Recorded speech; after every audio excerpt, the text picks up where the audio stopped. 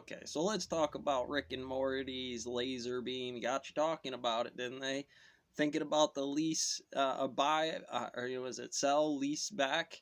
So I'm going to sell you a bunch of property, right? And this is going to be stock inside of here. In terms of what you could do as a shareholder, numbers, I got numbers. And yeah, you could have a million of them. It doesn't mean shit about whether you know how to sell blue jeans or not, and why it's a factorable index. They do have serviceability systems in a grind. It's like when you get it to the factory level, like, be damned if you don't have a laundry program in there, huh, Sarge? And it's a stone mill. Like, I get them beat up, sell them stone washed after them, guy, bleach them, whatever. Keep them moving and find a way to recycle it. Yeah, for those guys, they can't be having holes. You'll get lit on fire, start getting burnt by rock. Jeans start to rip after a while, but you'll get basically a lifetime out of serviceability for it. In there, when you get too tough to beat Wrangler jeans, it's just, when you think about it, you have to have Wrangler jeans when you do farm.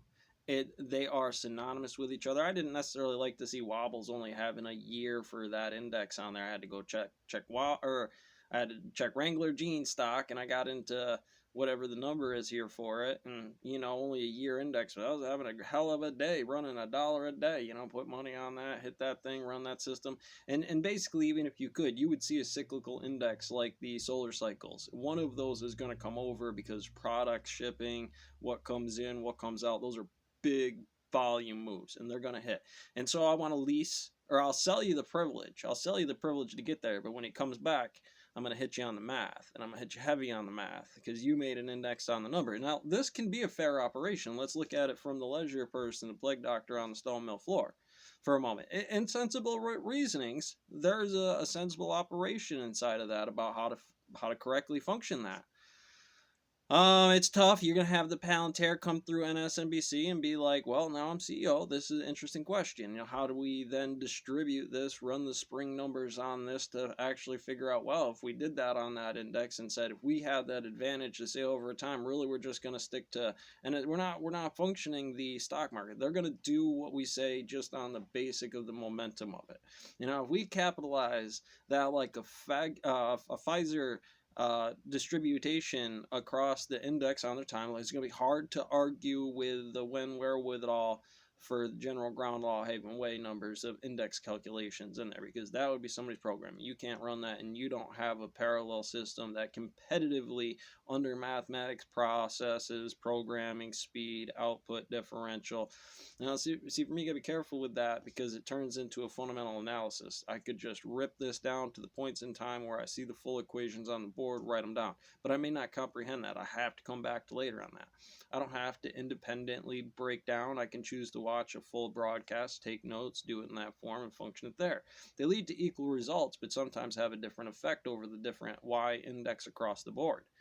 And having the reasonable quantum operation over time into certain notes, well, it's a starter's move to actually go in the T30 relative to the T1, because you could put less in there and have a result consistently over a time comparatively to any other stock. Realistically, let's say there was a safe harbor for it, and Bitcoin's a little bit too out of that index to really consider that to be what it is, given some instability factors of it. They still use government. They want government. They're right. They are left. If you ask certain number of people their height, then they tell you they're Democratic. Well, I'll be damned if they're not Democratic. I'm